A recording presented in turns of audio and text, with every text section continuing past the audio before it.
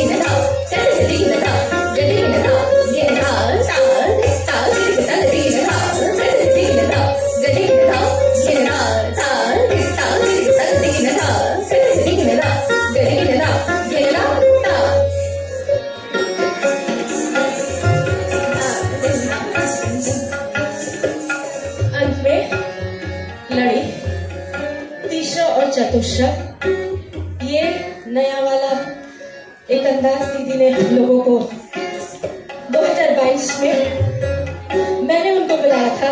ये मुझे गर्व है 5 साल से दीदी दुर्गापुर फिर आ रही है और वैसे ही जैसे हमने सीखा है सबको सिखा रही है। So it's a pleasure presenting that लड़ी।